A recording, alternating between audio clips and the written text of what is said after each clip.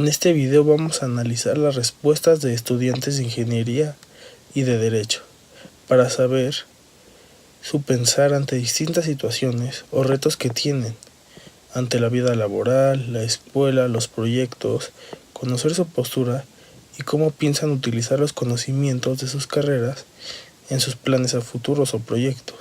Se les hará preguntas sobre el perfil que piensan del estudiante para dichas carreras, la educación en México, tanto universitaria, media superior, la básica, la educación en México en general, las carencias de sus escuelas y cómo combatirlas, sobre proyectos que tienen en mente o ya se encuentran realizando.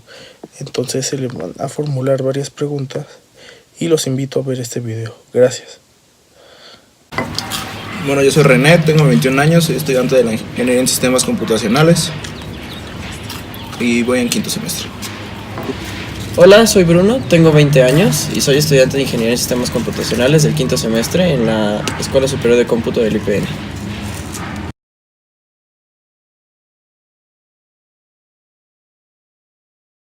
¿Qué perfil piensan que debe tener una persona para ingresar a su carrera? Bueno, yo creo que fundamentalmente debe manejar 3 puntos esenciales. El ser autodidacta en la mayoría de las ocasiones, el tener el espíritu de investigar más por su cuenta, eso es lo que quiero decir con eso. Ser una persona con un pensamiento matemático hasta algún punto ya desarrollado y sobre todo muy paciente. Más específico, yo creo que también un gusto por la tecnología, un interés por saber cómo funcionan las cosas en su interior y también pues ser una persona apasionada con la que hace, no nada más quedarse con lo que aprende.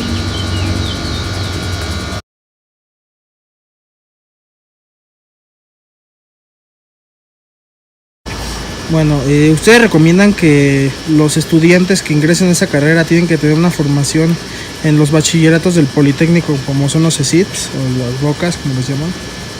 Creo que sí sería recomendable, sobre todo en el área de físico-matemático, más no indispensable. Tenemos el caso de muchos compañeros que vienen incluso del CONALEP y aún así con un poquito más de esfuerzo claramente y estudiando bastante más por su cuenta han logrado muchas cosas bastante buenas.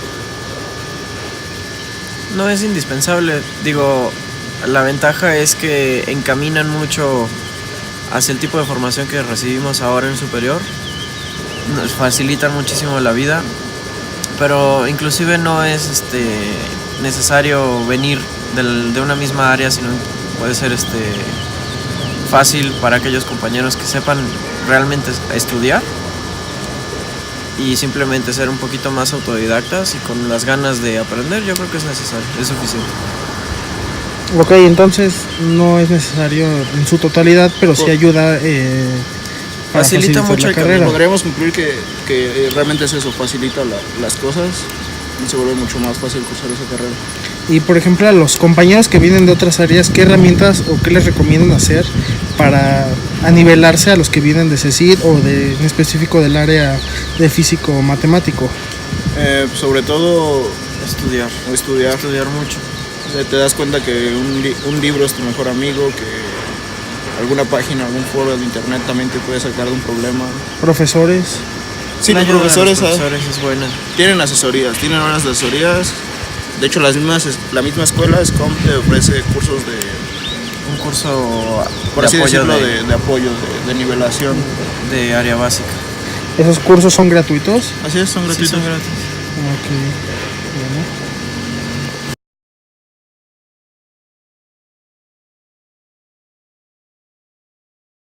Muchos jóvenes en la actualidad ya no se están enfocando mucho en las áreas exactas, en las ciencias exactas. Se están yendo mucho a las áreas sociales, con la creencia de que es más fácil. ¿Qué recomiendan o qué piensan que está pasando? Pues como tú lo acabas de comentar, muchas veces se tiene la creencia de que es más fácil. Por eso mismo se le saca la vuelta a las ingenierías particularmente. Entonces, Pues yo considero que sí, no es un problema, porque al final de cuentas lo importante es que estudien, que tengan una formación académica, independientemente de lo que sea que quieran estudiar, pero pues irse por el camino fácil no siempre es la mejor opción. Ahora, por otro lado, pues eso también ocasiona un déficit de personas que estén preparadas en ciertas áreas. Entonces, a la larga, tendríamos muchos licenciados en relaciones comerciales o licenciados en economía y pocos ingenieros aeronáuticos o pocos ingenieros en electrónica, y eso realmente sí podría representar un problema. Yo considero que como te digo, no es, o sea, bueno, por una parte no es un problema, pero por el otro, de alguna manera, las mismas generaciones estamos deteniendo el crecimiento, si así lo quieres ver. Al no haber tantos ingenieros, como comentan, no se pueden desarrollar o no se puede innovar tan fácilmente, ¿no? No es como algún otro país que tiene cientos de miles de ingenieros y todos se pueden enfocar y todos en algún punto llegan a innovar en algo. Incluso siento que a las dos áreas le están dando daño, porque una en una se satura y en otras hay déficit. Sí, o sea, fíjate cuántos licenciados en turismo tenemos, trabajando en empleo o cosas así. Entonces, pues sí, como comentas, afectan ambas partes. Okay. ¿Qué aspectos piensan que debe de mejorar en la educación en México? Yo particularmente tengo la firme creencia de que deberíamos de actualizar. Tenemos un problema en SCOM particularmente, que se enseñan tecnologías un poquito antiguas y las tecnologías nuevas se dejan un poquito de lado. Entonces yo creo que si nos actualizáramos podríamos ser más competitivos. Sí, es importante estar enseñando cosas que sean vigentes y que sean útiles en la vida real. Es importante pues estar actualizados en el sentido de que las cosas que nos enseñan en la escuela, o sea, llegamos a aplicarlas a la vida real en un punto. Entonces, ¿qué caso tiene tener conocimientos que ya no están vigentes o que ya no sirven de mucho cuando nos topamos con la pared otra vez de tener que aprender una herramienta completamente nueva una vez más? Eso por un lado, y por otro lado también la importancia que hay en fomentar la educación.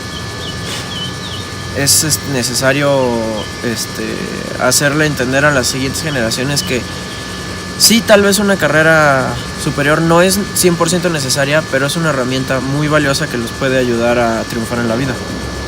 Y ya como un tema, bueno, dentro de ese tema, pero un punto aparte, me gustaría también tratar que quizá deberíamos de enseñar un poquito más de esa educación financiera que hace tanta falta en México, que yo lo veo como que se educa para que las personas que egresan sean empleados en lugar de autoemplearse. Entonces yo creo que es uno de los grandes problemas en México, que se predestina a las generaciones que egresan a que sean empleados de otras personas. Y prácticamente hay una nula, o sea, nadie quiere tener su propia empresa por los problemas que implica, porque no saben cómo hacerlo. El miedo también. Y las propias escuelas no enseñan cómo. Por ejemplo, las materias de administración y esas cosas a veces son muy demeritadas ahí en la ingeniería, y yo creo que son una parte tan valiosa como los conocimientos dentro del área de ingeniería. Y bueno, esto es en el aspecto universitario. En el aspecto de primarias o educación básica, la educación, el método de enseñar, el tradicional, ¿creen que deba mejorar también? Híjole. Es un tema más complicado porque estamos hablando de que se trata de la formación básica. O sea, es el pilar de lo que una persona necesita para poder seguir estudiando y seguirse desenvolviendo en sociedad. ¿Qué te puedo decir? Al final de cuentas, todos los que estamos ahorita tenemos ese sello, y pues sí, también tiene ciertos déficits. O sea, basta ver a un niño de primaria, no tienen los conocimientos que necesita, y no solamente en primaria, hay muchos que llegan a la vocacional sin saber multiplicar adecuadamente. Entonces, quizá no cambiar lo que se enseña, porque que es La muy esencia. importante. Sí, ese es el pilar sobre el cual vas a crear todo tu conocimiento. Sí, bueno, más pero el adelante, pero el método quizá método no tal está vez haciendo. no está siendo lo adecuado, no da los resultados que se esperarían.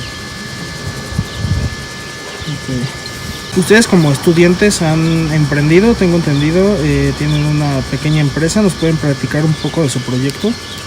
Bueno, así es, se llama Alfa Media. Este proyecto viene naciendo de nuestra inquietud justamente de empezar a emprender nuestro propio negocio en este caso particularmente en un área que nos apasiona a ambos, que es la fotografía. Nos dimos cuenta que había un área de oportunidad en las fotografías de grabación y fue como la idea empezó a tomar un poco de forma. Decidimos crearla originalmente solamente para fotos, ¿cierto? Para fotografía, sí es. Pero finalmente nos dimos cuenta que la creación de medios en general es un área de oportunidad bastante grande. Y así fue como nació Alfa Media. Hacemos foto, video, marketing digital, Páginas de internet, presencia en línea, optimización para sistemas de búsqueda, motores de búsqueda. que fue ahí justamente donde pudimos hacer este merge, esta mezcla entre lo que nos gusta y lo que estamos estudiando. Al final de cuentas, por ejemplo, para crear una página web nos encantan los medios, a mí al menos me encanta crear gráficos, todo, pero también se necesita el backend, la parte que no se ve, el servidor, la programación interna, todo el manejo de todos los componentes que están detrás del funcionamiento del sitio, que muchas veces no se notan porque no se tiene acceso a ellos, pero sin embargo son esenciales para que una cosa de ese tipo funcione. Entonces podemos decir que el proyecto empezó por fotografía, Así es. pero empezaron a utilizar los conocimientos de su carrera para ir creciendo en la empresa. Así es, nos dimos cuenta que pues no está peleado la fotografía con lo que realmente nosotros hacemos. Y fue así como decidimos pues ya abrir un poquito más el horizonte a todo lo que te acabo de comentar, ¿no? Y pues sí nos ha servido, es justamente lo que te digo, o sea, la educación en México no es tan mala como se cree, al menos yo pienso, o sea, sí tiene deficiencias, pero si sabes aprovechar esas cositas valiosas, pues como ahorita te pueden servir ya en la vida real. Y como comentaban hace unos momentos, es bien importante enseñarle a los chavos que los chiquitos, vaya, que una educación, aunque no lo es todo, una carrera, vaya, no lo es todo, sí te va a abrir muchas puertas y es una herramienta muy poderosa. ¿Y en qué etapa de su vida se dieron cuenta que debían emprender o iniciar ese proyecto? ¿Cómo surgió? Al menos yo particularmente sí tenía esa inquietud, o sea, creo que como todos a mí me encantaría andar ahorita en un Lamborghini, ¿no? Por ejemplo. Y la realidad es que con los salarios en México eso no se puede. Creo que de ahí nació esa inquietud. La verdad es que mi mayor motor es el dinero, y digo, no desde el lado más egocéntrico, vano, vaya. O sea, no es un sentimiento vacío, en verdad me mueve y no tengo problema en decirlo. Entonces yo creo que para mí al menos es eso, el emprender para conseguir las cosas que quiero. Sí, el emprender para hacerse una persona que se sostiene a sí misma, el poder decir, yo me hice de lo que tengo gracias a mi esfuerzo, a mi propio esfuerzo, no trabajando detrás de un escritorio para un jefe que me hostiga todo el tiempo para que le esté entregando resultados cuando realmente yo no veo esos resultados. Eso en primera instancia. Y pues por otro lado también hacer las cosas que me gustan, ¿no? O sea, al final de cuentas, fotografía, la programación, los medios, etcétera, son cosas que apasionan y pues también es un motivo para sentirse inspirado o tener la intención de emprender.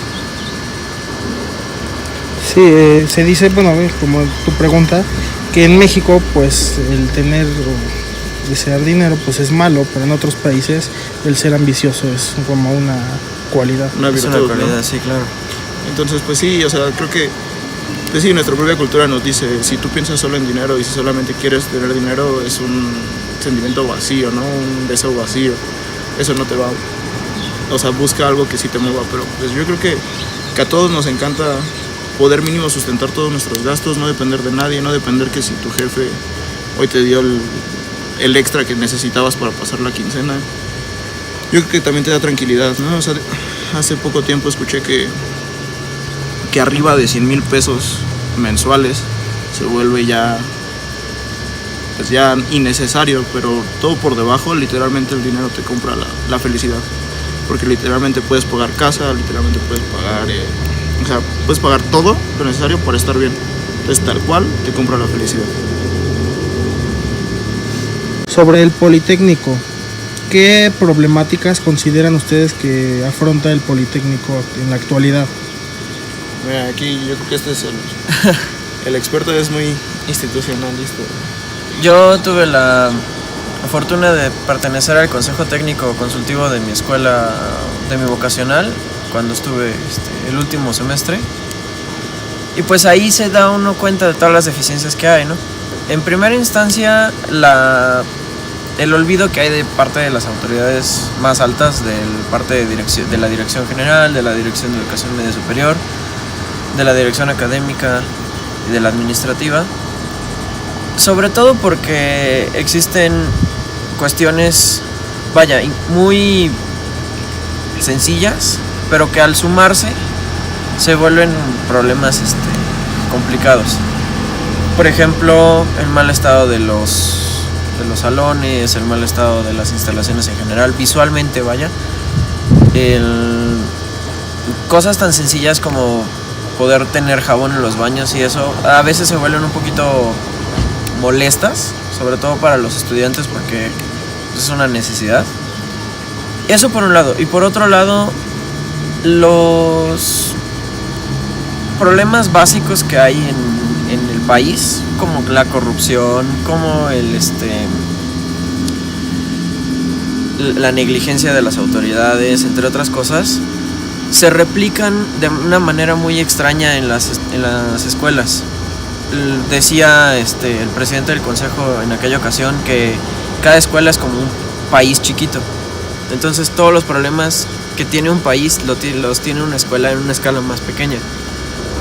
Entonces realmente se reduce todo a que el problema es un problema de comunicación o de enlace de las escuelas con las propias entidades que gestionan el instituto.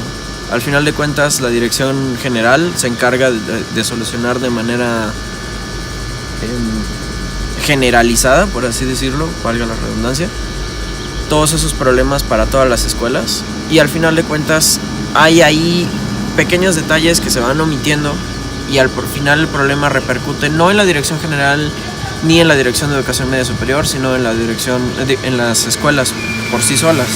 Y ahí es en donde realmente se nota, y muchas veces no hay retroalimentación, entonces literal es un olvido total. Eso realmente representa un problema. Por otro lado, la preparación de los profesores, en muchos casos existe una polarización muy notoria. Está el profesor que está muy muy muy bien preparado, tremendamente preparado, y tiene un estudio increíblemente amplio. Pero también está el otro profesor que literalmente no da una, y la verdad eso pues genera un problema de disparidad entre el nivel de los estudiantes, entre generaciones y además entre grupos, dentro de una misma generación, dependiendo de un grupo o de otro. Y eso realmente representa un problema, porque al final de cuentas se supone que como es una institución debería estar todo estandarizado. Entonces yo creo que realmente si se atacara ahí ese problema para empezar, las cosas en el instituto serían muchísimo más fáciles.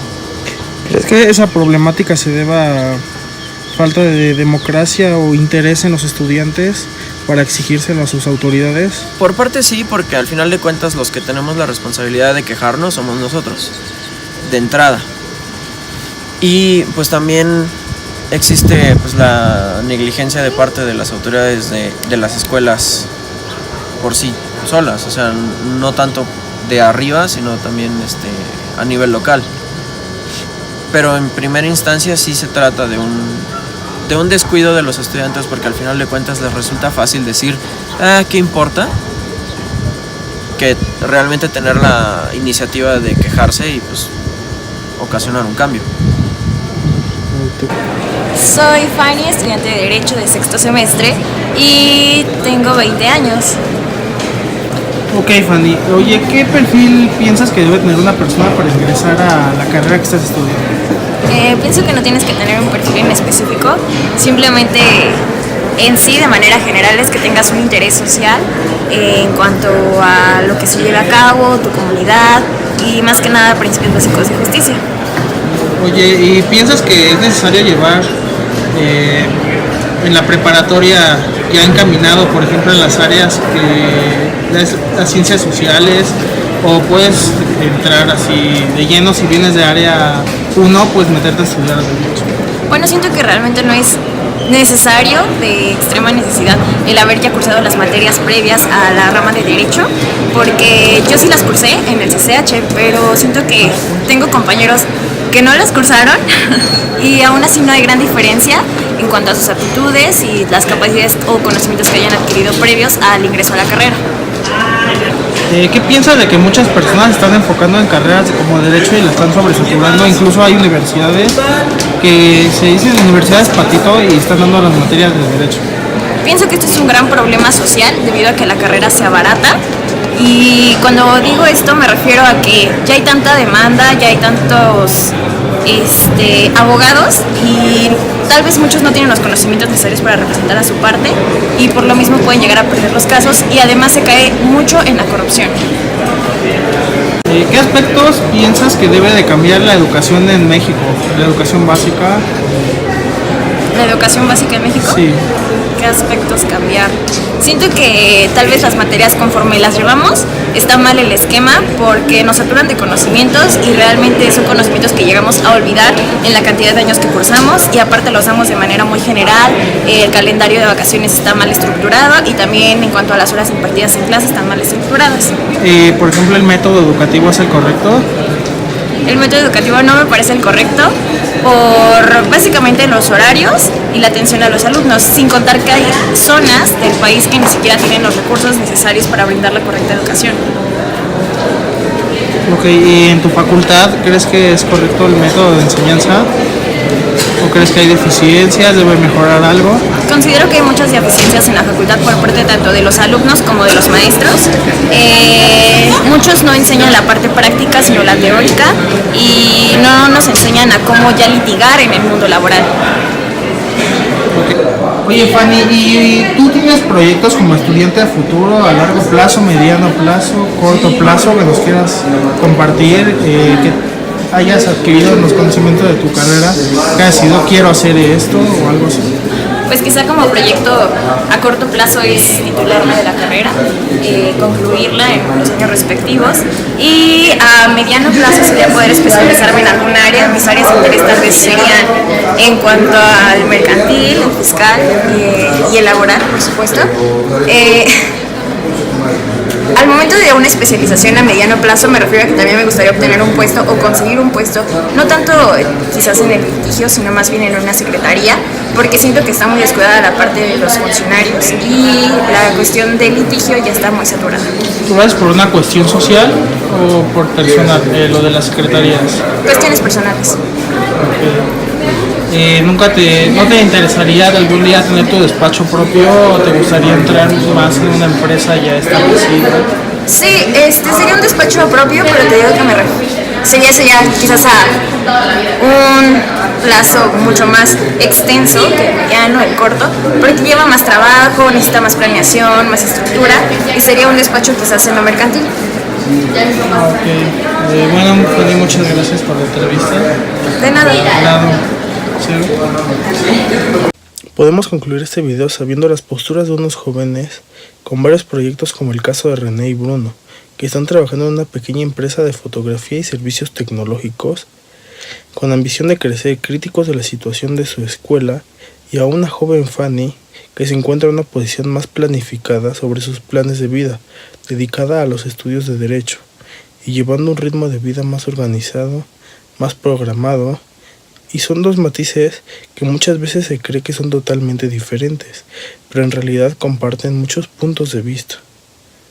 A la audiencia, muchas gracias por ver este video.